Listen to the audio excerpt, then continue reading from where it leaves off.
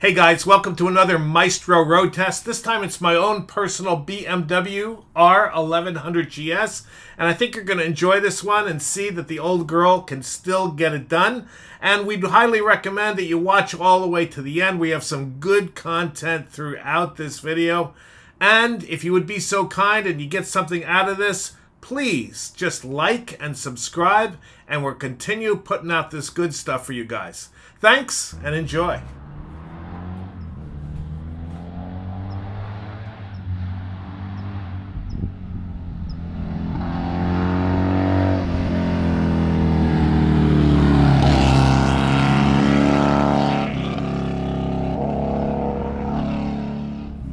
Hello and welcome to another episode of the Maestro.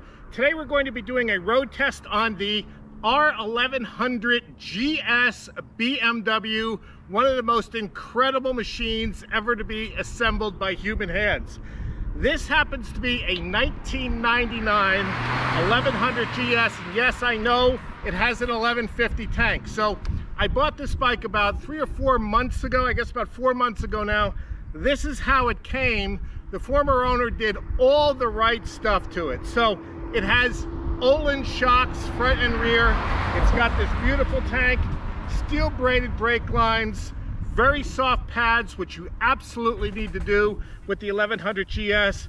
Cool little fairing. It's got the dual headlights, which I'll show you in another picture, instead of that big ugly square headlight that came on the bikes that looks like it's off like a Ford van from the 1970s. It's got a full exhaust and a K&N air filter, and it just is a delightful bike. It really is one of the most well-balanced machines in the world. We always say, if you're gonna have more than one bike, one of them should definitely be a GS, because it just does everything, and it's comfortable, and you can tour on it, commute on it. This is a bike, we'll just hug out for 1 second.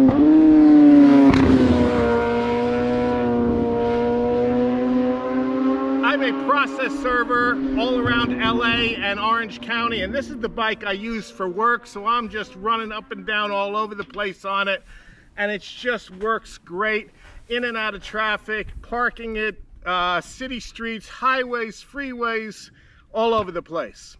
Let me tell you a quick story about how we came to love the GS. It's kind of interesting.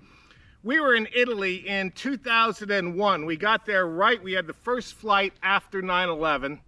And the three of us, we rented BMW R1100GS motorcycles. So a sports touring, true sports touring motorcycle, probably one of the best, comfortable, relatively fast, good handling, carry luggage that you can get. So we had 3 of these bikes.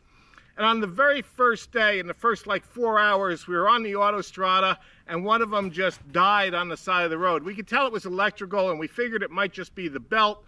So we called our buddy Renato in Milano and said, Renato, we need you to come with some tools. We need to fix these bikes. He says, I cannot do that. I said, what do you mean? He goes, I can't fix a bike on the side of the road. I have to take it back to the shop. I will bring you another bike. We said, okay, what are you gonna bring us? He says, I have an 1150 GS. We said, no, Renato, we need a sport bike. We can't be going with a GS, this clunky kind of tractor thing. We were unaware completely, because they were all dirt bike guys that rode GSs. No serious sport bike rider would ever be seen on a GS, right? So he goes, no, I'm sorry, you're gonna have to take the GS. So we all looked at each other and said, okay, we'll just trade off on the GS, and you know, the odd guy out is gonna have to suffer on the GS, and we'll just trade off every day. So I said, I'll take the first stint on the GS, and I got on the GS and I started riding. I said, wow, this thing's pretty good. And I kept riding and I said, this thing's really good. And I kept riding and I said, this thing is phenomenal. It's an enigma. It shouldn't be doing what it's doing. And so we got to the end of the day, we got to the hotel, and I said, you know what, guys? Don't worry about switching off. I'll suffer with this GS. You guys can ride the full-on sport bikes. And my one buddy looked at me, because he knows me, he goes, I don't trust you. I want to try the GS.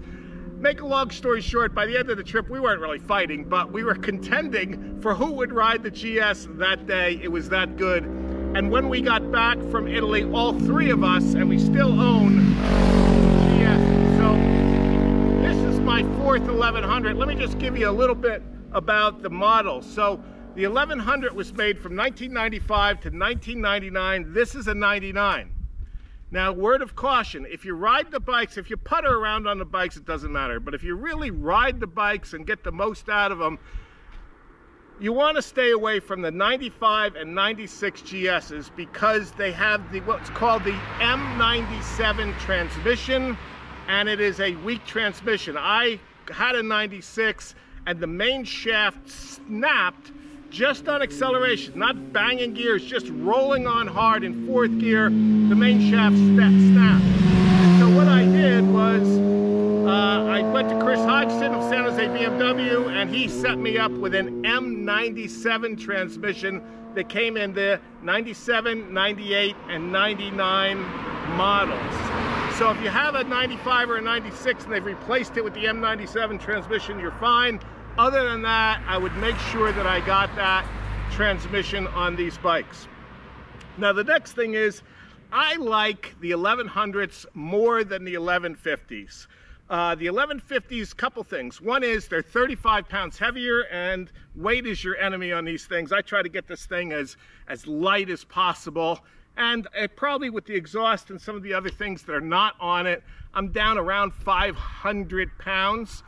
The 1150's like 540, 550 because it has a 6-gear now, and it has a few more ponies, but it's geared much taller, so it feels much slower coming out of the corners because it doesn't have the torque from the shorter gearing that the R1100 GS has.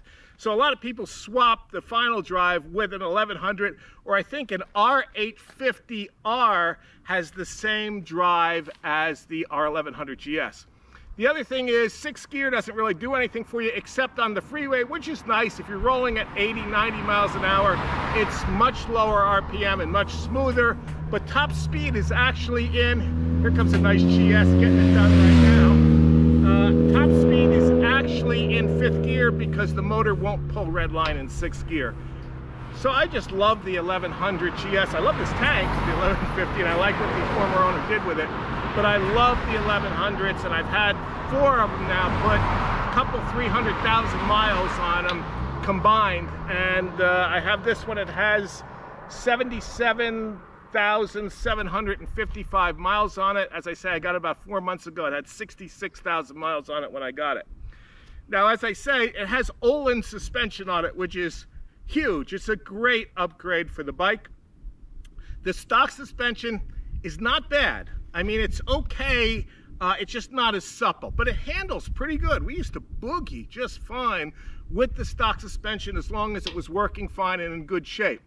Now, if you have stock suspension or you have clapped out suspension, I highly recommend calling up Ted Porter of the Beamer shop, and he's in Scotts Valley, California, and he will hook you up. So on my last GS, I had the thing built, you know, to the nines. Chris Hodgson, again, of San Jose BMW, put 1150 high compression pistons in it. We put the airbox in it, the snorkel on it, the full exhaust on it. He had to put a power commander on it. And just as a comparison, the stock bike, and this one too, will pull indicated 125 in top gear, top speed. When I put all those upgrades on the bike, the indicated top speed was 132. So that's pretty huge when you're pushing that much air at 125 miles an hour on a big bike like this. So that was a great bike. I don't think I want to go through all the trouble again of doing that. There are a couple of upgrades that you can do that are not as extensive as that really work.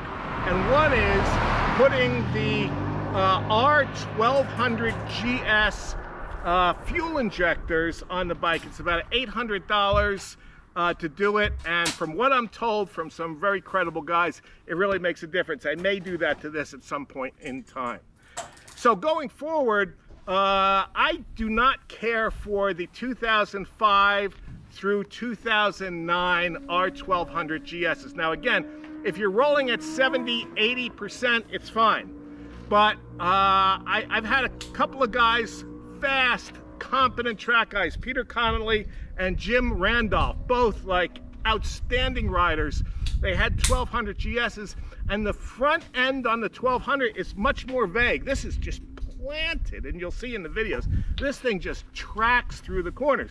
And I remember going up Monitor Pass, and Jim Randolph on his 1200 had this pretty big lead on me, and I was just reeling him and reeling him and reeling him in. I was smiling because I could see that he was pushing going through the corners, and finally it got to the point where I was right on him. He went wide, didn't go over the double, just went wide, I could see, and I just tucked underneath and just carried the speed all the way through. And he knew exactly what I was doing. He knew exactly why I was able to do that, because he's had 1100 GSs as well, and he goes, yeah, these are great. Now, the ultimate GS for the money is what I would tell you is the 2010, 11, and 12 R1200 GSs.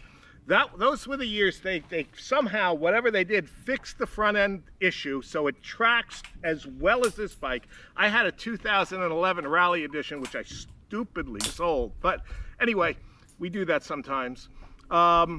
And those are great because those are the twin cam engines, those 3 years. So they're about 110 horsepower, a little bit more torque, and they're still lighter than the water boxers by about 25 or I think 35 pounds, something like that. So they're right around 500 pounds. They have the most power of any of the oil heads, is what they call these GSs, and they're balanced just beautifully. Again, I'd upgrade the shocks. I don't like the ESA shocks on them because you can't adjust the front and the rear individually. You just have 3 settings: soft, medium, and hard, and it does the same thing for front and rear, and so you can't really fine-tune the suspension with the ESA. And also, if the ESA breaks, then it's, I don't know, $1,500 or something like that, ridiculous to do it, which is the cost of an Olin suspension upgrade. Or Ted Porter set me up with my old bike, I was going to say this before, with a brand of shocks I'd never heard of, and they were fantastic. They're called TFX shocks. They have blue springs on them, and he was so great. He put me on Wilbur's, and Wilbur's is more of a dirt shock, and I put it on, and I had front end chatter with the Wilbur's, and I went back to him, I said, again, I'm getting, you know, front end chatter. He goes, all right, let me take those off. Unbelievable. And let me throw these TFXs on, see if you like those. And if you don't like those, we can switch to Olin's or whatever you want to do. I'm like, wow, okay, great. So I put the TFXs on them, and they were fantastic. The bike tracked. It was firmer than the stock suspension, yet at the same time it was supple. I'd say as good as Olin's for a little less money and just having something a little bit different. One of the things about the GS that's fun, and really fun, is that nobody sees you coming. Nobody expects it can do, especially this bike. This bike has 80 horsepower, maybe a couple more with the airbox and the pipe. So let's call it 84, 85 horsepower in a 500-pound bike. I mean, you're up against bikes with double or double and a half the horsepower these days. And we have a saying that I saw this on the back of a license plate frame years ago on a GS, and it said, it's even uglier when it's passing you. So let's take it out on the road and see if we can show people just how ugly this bike is. Okay, well, here we are on our favorite road again, and we're following some pretty significant sport bikes. There's an RSV4 factory, an S1000RR, a GSXR 1000, and here I am on my humble 99 R1100 GS, equipped with some spectacular Michelin Road 6 tires, and we'll see how we do against these formidable warriors on the Angeles Forest Highway.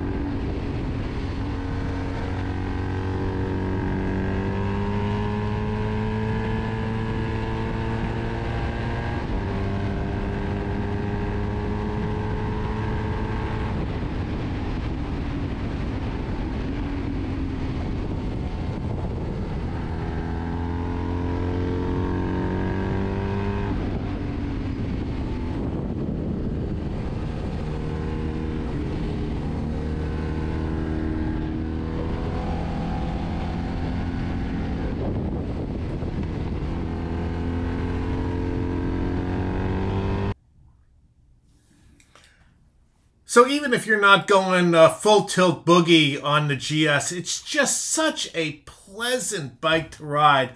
It turns so linear, so easy. It's comfortable to sit on. You can ride it all day long. 4, 5, 6, even 700-mile days are well within reason on this bike. And it's so much fun to just surprise people. A few weeks ago, I ran into this guy I never met before. His name is Matt. He was on a 2018 GS Rally Edition, 1200 Rally Edition. And I met him at the Shell station, and he said, well, you going up? I said, yeah. He goes, well, come on, let's go. And he took off right away, and he thought, oh, this old guy on an old bike, I'm just going to leave him for dead. And sure enough, he looks in his mirror, and there I am, and he ups the pace a little bit, looks in his mirror, and there I am, and waves me by. And we could both had a good chuckle over it, because nobody sees you coming. Nobody expects that this bike can do what it can do when it's just ridden nice and smooth, carrying speed, just like any bike. But this bike really is rewarding. It's so much fun, and it's just a joy to ride all day long. So I'm not going to sell my Tuono, but at the same time, it's always fun to jump on the GS and just do a nice, smooth, easy ride up the hill or out into the hinterlands, wherever. You can go for days on these things. So enjoy the rest of the video, and we have some tips as far as maintenance, which you guys with GSs, I think, will greatly appreciate. Thanks again.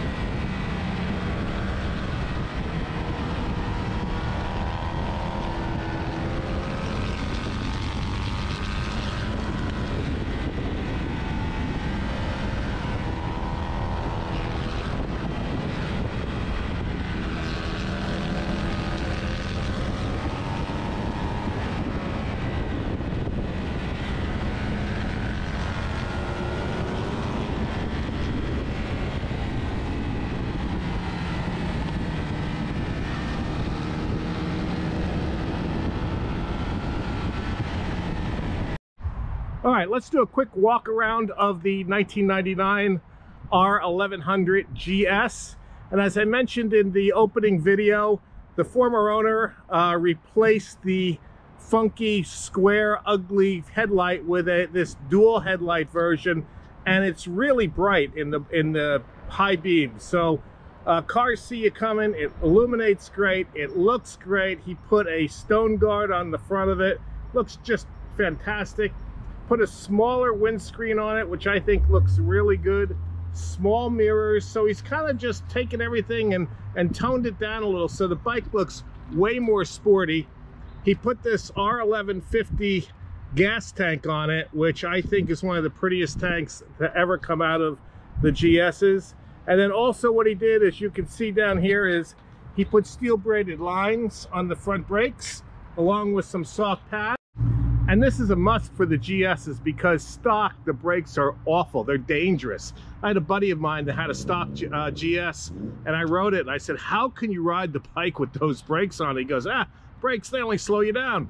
And I'm like, well, that's a good point, but in this case, you may want to slow down before you hit the back of a car or some other inanimate object. So highly recommend the steel braided lines with the soft pads that you can get from EBC or any other company. This This bike also came, as I mentioned, with the phenomenal Öhlins shocks, both front and rear.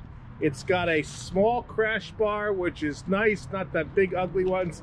And as always, I am running Michelin, in this case the Road 6 tires. I probably got about 8,000 miles on these tires and they still look great.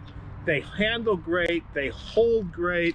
I'm scraping the pegs in the videos that you'll see on this bike. So that's it. I paid about $4,000 for the bike and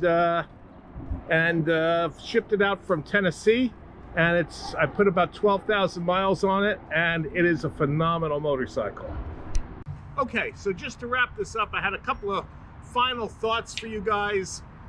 One is, when I first got this bike, the transmission, it's an M97 transmission, but the transmission had a very pronounced whine. It was so loud, in fact, that when I got on the freeway and I first heard it, I thought there was a siren behind me. So I'm thinking to myself, oh, what have I done? I just bought a bike from Tennessee and this thing's gonna need a transmission right away.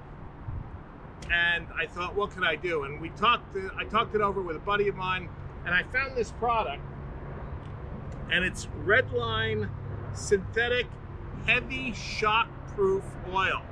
And it says it has the viscosity of like 250 weight, but it only has the resistance of 90 weight. So it somehow it allows the transmission to turn easily, but at the same time providing incredible lubrication. And voila, that solved the problem. I mean, I've put 10,000 miles on this bike with this shockproof oil in the transmission now, and there's no whine. It shifts great, runs great. So I don't know what to say other than, Redline, you did me a real solid here.